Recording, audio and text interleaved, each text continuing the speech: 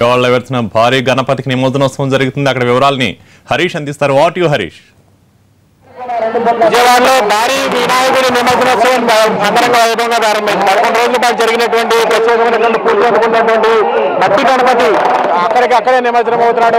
అరుదైనటువంటి ఘటన. దాదాపుగా 11 రోజుల పాటు జరిగినటువంటి గణేష్ నవరాత్రి మహోత్సవాల్లో భాగంగా ప్రస్తుతం నిమజ్జనోత్సవ కార్యక్రమం అంగరంగ వైభవంగా ప్రారంభమైనటువంటి పరిస్థితి. ఇందులో భాగంగానే ఈ రోజు జరుగుతున్నటువంటి కార్యక్రమానికి భారీ ఏర్పాట్లు చేశారు. అటు గంగాజలం, ఇటు గోదావరి, కృష్ణా నదులకు సంబంధించినటువంటి నదుల నుంచి కూడా ప్రత్యేకమైనటువంటి నీటిని ట్యాంకర్ల ద్వారా తెప్పించి దాంతో పాటుగా ఇక్కడ ఉన్నటువంటి పళ్ళ రసాలతో, పంచామృతాలతో ప్రత్యేకమైనటువంటి అభిషేక కార్యక్రమాలు కూడా నిర్వహిస్తున్నటువంటి పరిస్థితి. భారీగా తరలి వచ్చినటువంటి పరిస్థితి, భారీగా అభిమానులు కూడా తరలి వచ్చారు. మనతో మాట్లాడేందుకు విహెచ్పికి సంబంధించి విశ్వ హిందూ పరిషత్ సంబంధించిన విశ్వ Hindu Parishad all India general secretary మనతో ఉన్నారు. చెప్పండి, నవ్యాంధ్ర రాజధానిలో తొలిసారిగా భారీ ఎత్తున జరుగుతున్నటువంటి కార్యక్రమం ఎలా ఉంది? ఇక్కడ ఏర్పాట్లు ఎలా ఉన్నాయి? భారీ స్థాయిలో జరుగుతున్నటువంటి వినాయకుడి నిమజ్జనానికి మీరు ఎలా ఫీల్ అవుతున్నారు? చాలా గొప్ప విషయం ఇది. బహుశా భారతదేశంలోనే ఏ ప్రాంతంలో కూడా మట్టితో ఇంత ఎత్తుగా తయారు చేసి చూపించినటువంటి విషయం ఇది మొట్టమొదటిగా చూస్తున్నాం. చాలా గొప్పగా జరుగుతుండేటువంటి బాంబే, పూనా అవన్నిటికన్నా కూడా చాలా శ్రేష్టమైనటువంటి పద్ధతి, ఆదర్శమైన పద్ధతిలో ఈ కార్యక్రమం జరిగింది. దీంట్లో మనందరం కూడా గమనించాల్సింది ఒక్కటే, జ్ఞానానికి ప్రతిరూపం గణేశుడు మట్టిలో తయారయ్యి మళ్ళీ మట్టిలో కలిసిపోవడం. మట్టిలో నుంచే సృష్టి అంతా కూడా తయారవుతుంది. అటువంటి మట్టి ఈ భూమికి సంబంధించినటువంటిది. అందుకనే ఆయన పొట్టని బ్రహ్మాండం కింద లెక్క వేస్తాం. అది శేషసేనంగా నాగు పాముని ఆయన యొక్క పొట్టకి అలంకరణగా దాన్ని కూడా అలంకరిస్తారు. అలాగే జ్ఞాని ఎక్కువగా వినాలి, అందుకోసం చేట చెవులుగా చూపిస్తారు. అలాగే స్ఫురద్రూపిగా ఉంటారు, అందుకనే ఏనుగు కళ్ళు చూపిస్తారు. జ్ఞానానికి ప్రతిరూపం ఓంకారం. ఆ ఓంకార రూపంలో తొండం కనిపిస్తుంది. ఆయన చేతిలో భాష అంకుశాలను 2 ఉంటాయి. అంటే చతుర్విధ పురుషార్థాలు, అంటే సంపాదన కానీ కోరికలు కానీ ధర్మబద్ధమైనటువంటి ఉన్నప్పుడు మాత్రమే మనకు మోక్షం అనేది లభిస్తుంది అనే పద్ధతిలో చెప్పబడింది ఆ గణేశమూర్తి స్వరూపం. అటువంటి దాన్ని మనం 9 రోజులు నవరాత్రులుగా జరుపుకొని అన్ని రకాల జ్ఞానాన్ని సంపాదించుకొని ఒకరికొకరు సహకరించుకొని ఒకరికి ఒకరు ఉన్నతి కోసం ప్రయత్నం చేసి సుఖశాంతులని సమాజానికి అందించాలి.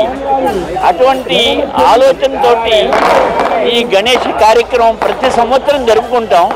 ఈ సంవత్సరం ఈ నవ్యాంధ్ర నిర్మాణ సమయంలో ఈ కార్యక్రమం జరగడం అందరికీ కూడా చాలా ఆనందదాయకమైన విషయం. ఇటువంటి ఉన్నతమైన జ్ఞానాన్ని తయారు చేసుకొని ఒకరికొకరు సహకరించుకొని పరస్పర పూరకంగా ఉండి అందరి యొక్క సుఖశాంతుల కోసం అందరం ప్రయత్నం చేద్దాం. గణేశుడు గణపతి అంటాం, అన్ని గణాలకు ఆయన అధిపతి. అటువంటి నేతృత్వం వహించేటువంటి శక్తి కూడా మనందరికి కూడా రావాలి. అటువంటి ఆలోచనతో ఈ కార్యక్రమం జరిగింది. అందరూ కూడా దీన్ని అభినందిస్తున్నారు. ఇలాంటివే ప్రతి సంవత్సరం అంత ఎత్తు ఎలా ఉన్నప్పటికీ కూడా మట్టితోటే తయారై మట్టితోటే ఆ రకమైన నిమజ్జనం చేసుకోవాలనే ఒక మార్గదర్శనం ఈ కార్యక్రమం ద్వారా జరుగుతుంది. ప్రకృతి కూడా మంచిది. ఇక్కడ చూస్తాం మట్టి గణపతి, మహాగణపతి మట్టి గణపతిని ప్రత్యేకంగా తయారు చేశారు. నిమజ్జనానికి సంబంధించి ఇప్పటికే కార్యక్రమం మొదలైంది. ఒక్కొక్కసారిగా గణపతి నిమజ్జనోత్సవం కార్యక్రమం జరుగుతుంది. ఇప్పటికే దాదాపుగా అరగంటగా పాటుగా జరుగుతున్నటువంటి నిమజ్జనోత్సవానికి మరో 3 గంటల వరకు సమయం పడుతుందని చెప్పి స్థానికంగా ఉన్నటువంటి డూండి సేవా సమితికి సంబంధించిన నిర్వాహకులు చెప్తున్నారు. మనతో మాట్లాడేందుకు డూండి గణపతి సేవా సమితి చైర్మన్ గోగన్ సత్యం ఉన్నారు. చెప్పండి, సక్సెస్ గా చేశారు. దాదాపుగా 11 రోజుల పాటు భారీ స్థాయిలో జరిగింది, తొలిసారిగా జరిగింది. మీరు ఎలా ఫీల్ అవుతున్నారు? వచ్చే సంవత్సరానికి సంబంధించి ఎటువంటి ఏర్పాట్లు చేయబోతున్నారు? చాలా సంతోషంగా ఉందండి. ఇన్ని లక్షల మంది ప్రజలు వచ్చి ఆ భగవంతుని ఆశీస్సులు తీసుకొని ఈ రాష్ట్రాన్ని చల్లగా చూడమని చెప్పేసి కోరుకుని ప్రజలందరూ కూడా నేను పాదాభివందనాలు తెలియజేసుకుంటున్నాను. అలానే వచ్చే సంవత్సరం ఇవాళ 63 అడుగులు పెట్టుకున్నాము. వచ్చే సంవత్సరం 72 అడుగులతోటి ఆ గణపతి విగ్రహాన్ని పెద్దవాడ డూండి గణేష్ సేవా సమితి తరపు నుంచి మేము అందరం కలిసి అది పెట్టాలని చెప్పేసి ఉద్దేశం వచ్చే సంవత్సరం ప్రయత్నిస్తున్నామండి. మీరు చెప్పండి, గతంలో ఎప్పుడూ లేదు, తొలిసారిగా ఏర్పాటు చేశారు. ఇక్కడ నిమజ్జనం కూడా ఇక్కడే జరుగుతుంది. అంటే ఎలా ఫీల్ అవుతున్నారు? జనాలకు సంబంధించి రెస్పాన్స్ అసలు ఎలా ఉంది? సార్ జనం అద్భుతంగా వచ్చారు, మీరు కూడా చూస్తున్నారండి భక్తి టీవీ వాళ్ళు. ఇంత అద్భుతంగా చేస్తున్నామంటే మాకు నవ్య ఆంధ్రప్రదేశ్లో ఒకటో నెంబర్గా చేయాలని మా ఉద్దేశం అండి. మనం ఆంధ్ర తెలంగాణ సపరేట్ అయిపోయిన తర్వాత మాకు చేయాలని ఒక సంకల్పం కుదిరిందండి. ఆ సంకల్పానికి మేము దేవుణ్ణి ప్రార్థిస్తూ దేశంలో ఉన్న ప్రజలు కానీ రైతులు కానీ వ్యాపారస్తులు కానీ అందరూ అన్ని విధాలుగా పంటలు పండి సస్యశ్యామలంగా ఉండాలని చెప్పి మా ధ్యేయం అండి. డుండి గణేష్ సేవా సమితి మేము కోరుకుంటాం సార్. ఈ గణపతి మహాగణపతి ప్రస్తుతం నిమజ్జనోత్సవ కార్యక్రమం జరుగుతుంది, అంగరంగ వైభవంగా జరుగుతుంది. అతి సంఖ్యలో బస్సులు కూడా తరలి వచ్చినటువంటి పరిస్థితి ఇప్పుడు చూస్తున్నారు. నిమజ్జనోత్సవం కూడా వైభవంగా జరుగుతుంది, ఆఖరి ఘట్టానికి చేరుకుంది. ఎలా ఫీల్ అవుతున్నారు? జనాల నుంచి వచ్చిన రెస్పాన్స్ ఎలా ఉంది? చాలా ఆనందంగా ఉందండి. ఇవాళ వరకు 12.5 లక్షల మంది జనాభా మధ్యాహ్నం వరకు దేవుడిని దర్శించుకోవడం జరిగింది 11 రోజుల్లో. అదేవిధంగా దాదాపు 3 లక్షల మంది జనాభా డిఆర్టీఎస్ రోడ్డు మొత్తం కూడా బ్లాక్ అయిపోయింది. 4 ఎల్సీడీ స్క్రీన్స్ ఏర్పాటు చేశాం. ప్రజలందరూ కూడా చాలా హర్షం వ్యక్తం చేస్తున్నారు. ప్రజలకు ఎటువంటి ఇబ్బంది లేకుండా ఇదే ప్రాంతాల్లో పంపింగ్ నవాభిషేకాలు మాత్రమే కంప్లీట్ అయినప్పటికీ మరికొద్ది క్షణాల్లో జెట్ స్పింకింగ్ సిస్టమ్ ద్వారా వాటర్ పంపింగ్ మొదలవుతుంది. ఇంకొద్ది క్షణాల్లో 2-3 గంటల్లో పూర్తిగా అంచెల వారీగా విగ్రహం మొత్తం నమూనా మొత్తం నిమజ్జనం అయ్యే అవకాశం ఉంది.